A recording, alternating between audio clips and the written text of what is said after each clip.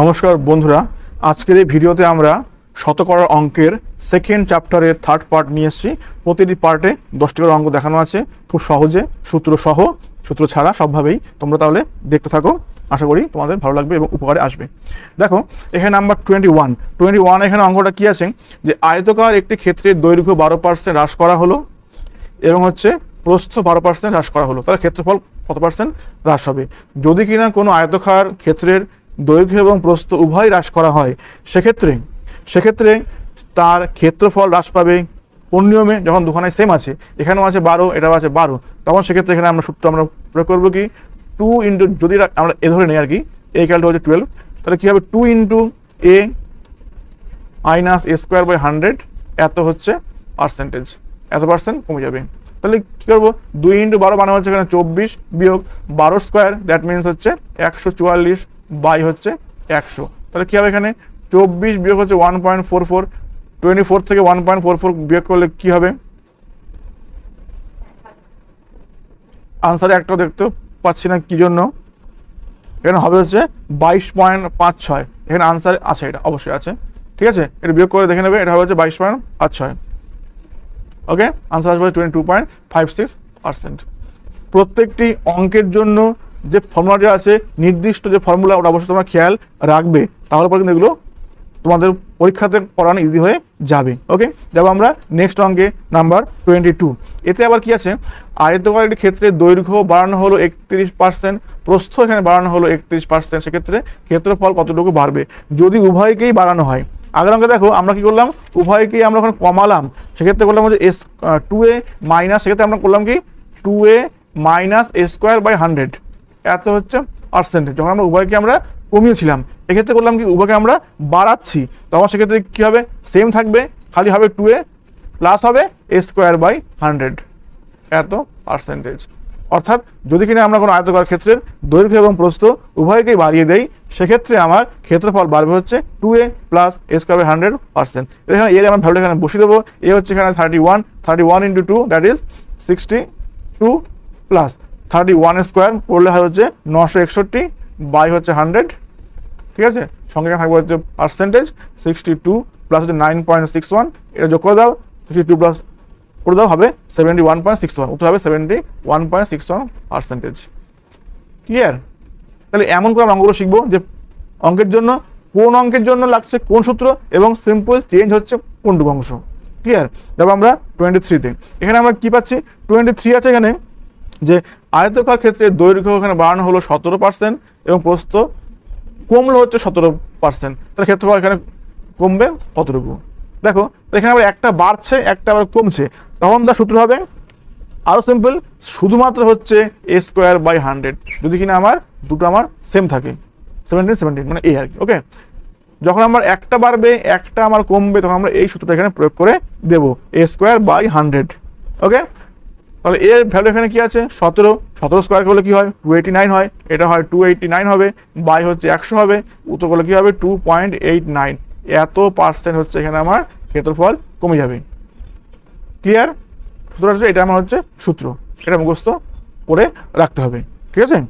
সবগুলো অঙ্ক পরপর খাতায় লিখে নেবে এবং সূত্রগুলো লিখে রাখবে, তাহলে কি হবে আর কোনো ভুলবে না এগুলো। যাবো কি আমরা 24 নম্বরে। 24-এ কি আছে, আয়তকার জমির দৈর্ঘ্য 20% বৃদ্ধি পায়, ক্ষেত্রফল অপরিবর্তিত রাখতে প্রস্থ কতটুকু হ্রাস করতে হবে? একটু করে অঙ্কটা ঘুরিয়ে দেওয়া আছে, ঠিক আছে? তাহলে এক্ষেত্রে আমরা করবো কি, যদি কোনো একদিকের বাহুকে a% বাড়িয়ে দেওয়া হয় এবং ক্ষেত্রফল 1 রাখার জন্য অন্য বাহুকে কমাতে হবে কতটুকু, a by 100 plus a into 100%। এই সূত্রটা আমরা মাথায় রাখবো। সেম সূত্র কীরকম, যদি কোনো পরিবারের চিনির জন্য খরচ বেড়ে যায় 20%, দাম কমাতে হবে কতটুকু, এই অঙ্কগুলো তোমার দেয় আর কি। সেম সূত্র হচ্ছে এইটা। ওকে, এ বাই 100 প্লাস এ ইন্টু 100%। এখানে এর ভ্যালু কি আছে, এর ভ্যালু আছে এখানে হচ্ছে 20 আছে, 100 প্লাস এ মানে হচ্ছে 120 হবে, গুণ হবে এখানে 100%, এখানে ভাগ করলে হবে 6 হবে, 100/6, 100/6 মানে হচ্ছে 50/3, ভাগ করলে কি হবে 348, 2 হচ্ছে 50, 16.23%। উত্তর কত, 16.23% আনসার হবে। ক্লিয়ার? ওকে, যাবো আমরা নেক্সট অঙ্কে। নেক্সট অঙ্ক পাবো আমরা হচ্ছে 25। এখানে কি পাচ্ছি? 25 আছে আয়তকার একটি জমির দৈর্ঘ্য 20% হ্রাস করা হলো, ক্ষেত্রফল আনচেঞ্জ রাখতে প্রস্থ কতটুকু বাড়াতে হবে। ঠিক আছে, দেখো এবার কি হলো, এটা হচ্ছে হ্রাস করা হলো। আগেটা দেখো, আগেটা হচ্ছে এখানে আছে বৃদ্ধি হলো, যখন এখানে বৃদ্ধি ছিল তখন এখানে যোগ ছিল, এবার যখন এখানে আবার এখানে হ্রাস হবে তখন সেখানে কি হবে? বিয়োগ হবে। অর্থাৎ এখানে সূত্র হবে আমার হচ্ছে a by 100 minus a into 100%। Okay, যদি আমার একটার দৈর্ঘ্য হ্রাস পেয়ে যায় কোনো একটা পার্সেন্টেজ, তখন খালি হবে a by 100 minus a into 100%। Value এখানে বসিয়ে দাও। a মানে এখানে কি আছে? a মানে এখানে 20 আছে, 100 মাইনাস 20 করলে এখানে কি হবে? 80 হবে। গুণ করো 100, পাশে হচ্ছে পার্সেন্টেজ, 4 20 80, 4 25 100, দ্যাট মিনস 25%। অঙ্ক শেষ। ক্লিয়ার? যাবো আমরা নেক্সট অঙ্কে 26। এখানে কি আছে? একটি শ্রেণীতে শতকরা 42 জন ইংরেজি, শতকরা 36 জন অঙ্ক এবং শতকরা 15 জন উভয় বিষয় পড়ে। শতকরা কজন ইংরেজি বা অঙ্ক পড়ে না? এমন অঙ্ক পরীক্ষাতে বেশ দেওয়া হয়। তাহলে আমরা কীভাবে করবো এটা? দেখো, যদি এমন অঙ্ক দেয় যে X% হচ্ছে কোনো একটা সাবজেক্ট পড়ছে ইংরেজি, Y% হচ্ছে অঙ্ক পড়ছে, ঠিক আছে, X% ইংরেজি, Y% অঙ্ক এবং Z% উভয় বিষয় পড়ে, তাহলে শতকরা ইংরেজি এবং অঙ্ক পড়ে না এমন সংখ্যা হবে, সিম্পল একটা সূত্র এখানে দিয়ে দেই, 100 minus X plus Y minus Z এত পার্সেন্ট হবে উত্তর। ঠিক আছে, অর্থাৎ ইংরেজিটা যোগ হবে, অঙ্কেরটা যোগ হবে, আর উভয়টা হচ্ছে বিয়োগ হবে। X plus y minus z, এটাকে আমরা আবার বিয়োগ করবো 100 থেকে। অঙ্ক শেষ। ঠিক আছে, তো এখানে উত্তরে কী হবে? 100 মাইনাস X প্লাস ওয়াই করলে কী হবে? 42 প্লাস 36, দ্যাট মিনস 6 আর 2 8, 3 আর 4 7, 78 বিয়োগ করে এখানে হচ্ছে 15, তাহলে হবে 100 বিয়োগ করলে কি 5 3 1 6 63, বিয়োগ করো 7 3 37। ওকে, অর্থাৎ এখানে আমার 37 জন অঙ্ক বা ইংরেজি এখানে পড়ে না। ক্লিয়ার? ভেরি সিম্পল অঙ্ক। তাহলে এই অঙ্ক আমরা শুধু এইটুকুনি আমরা সূত্রটা একটু মাথায় রেখে দেবো এবং খাতায় আগে আমরা লিখে রাখবো। ঠিক আছে, যাবো আমরা 27 এখানে কি পাচ্ছি? বার্ষিক পরীক্ষায় একটি শ্রেণীর 46% ছাত্রছাত্রী অঙ্কে ফেল করে, 29% হচ্ছে ইংরেজিতে ফেল করে এবং 25% উভয় বিষয়ে ফেল করে, তাহলে মোট কজন উভয় বিষয়ে পাস করেছে? ঠিক আছে, এই অঙ্কটা কী হবে? সেম আগে যেমন করলাম 26, সেম অঙ্ক করবো। এটা আমরা করবো হচ্ছে 100 মাইনাস এই দুখানার যোগ মানে হচ্ছে 46 প্লাস করবো 29, আর উভয়টা এখান থেকে বিয়োগ করে দেবো, দ্যাট ইজ 25 এখান থেকে বিয়োগ করে দেবো, এত পার্সেন্টেজ। ঠিক আছে, 100 মাইনাস যোগ করলে কী হবে? 9 আর 6 15 5 হাতে 1, এটা হবে 7, বিয়োগ করো 25, 100 এটা আছে একটা পার্সেন্টেজ। ওকে, 100 বিয়োগ করলে কত হবে? এটা হবে 50, উত্তর হচ্ছে 50%। তাহলে 50% উভয় বিষয়ে পাস করে, উত্তর হবে হচ্ছে 50%। ক্লিয়ার? এই হচ্ছে অঙ্ক ছিল আজকের। কেবল কি আমরা 28 নম্বরে 28 এখানে কি পাচ্ছি? বার্ষিক পরীক্ষায় একটি শ্রেণীর 80% ইংরেজিতে পাস করলো, 85% অঙ্কে পাস করলো এবং 75% উভয় বিষয়ে পাস করলো। যদি মোট সংখ্যা হয় 40 জন উভয় বিষয়ে ফেল করে থাকে, তাহলে ওদের মোট সংখ্যা আছে কজন?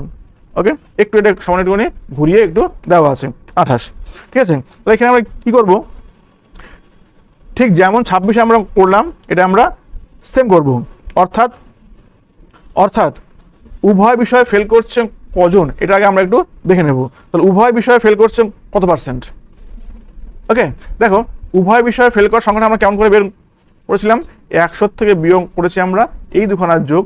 আমার ইংরেজিতে যে পাস করলো 80, সঙ্গে আমার অঙ্কে পাস করলো 85, সঙ্গে বিয়োগ করব উভয় বিষয়ে পাস মানে 75। এটা আমরা করছিলাম। তো এটা যদি আমরা এখান থেকে করে দেখে নেই, তাহলে এটা দেখবো হিসাবপত্র করলে এটা আসবে হচ্ছে টোটালি 10%। এটা হচ্ছে উভয় বিষয়ে ফেল করলো 10%। ঠিক আছে, কিন্তু অঙ্কে দেওয়া আছে উভয় বিষয়ে ফেল করেছে 40 জন। Clear? That means 10% equal to হচ্ছে আমার এখানে 40 জন। তাহলে 100% ইকুয়াল টু আমার কি হবে? 10 দিয়ে গুণ করে দেবো না এখানে, 400 জন। তাহলে আমার এখানে মোট ছাত্রছাত্রীর সংখ্যা হচ্ছে এখানে 400 জন। ক্লিয়ার? তাহলে এই অঙ্কটা করার সময় তো আগে আমরা প্রথমে বের করে নেব যে উভয় বিষয়ে ফেল করলো কত পার্সেন্ট, আর 10%, ওটাই গেলে হচ্ছে মোট সংখ্যাটা, দ্যাট মিনস 40 জন। ব্যাস, অর্থাৎ 10% গেল 240, 100 গেল কি হবে 400। ক্লিয়ার? যাবো আমরা নেক্সট অঙ্কে 29। এখানে কি আছে, একটি সংখ্যাকে প্রথমে 20% বাড়িয়ে পরে আবার 20% বাড়ালে মোট কত পার্সেন্ট বাড়বে। যদি এমন করে আমরা দুবার করে বাড়াই তাহলে সেক্ষেত্রে আমার সংখ্যাটি বাড়বে হচ্ছে, যদি একবার আমি বৃদ্ধি করি a%, পরে আবার বাড়াই b%, তাহলে মোট বাড়বে a plus b plus ab by 100%। এটা আমার আনসার আসবে।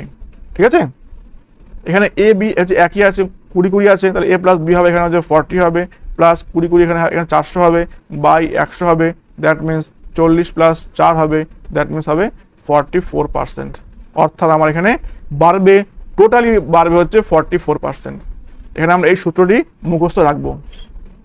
ঠিক আছে, মুখস্থ রাখলে এটা আর কিছু ভাবতে হবে না। ক্লিয়ার?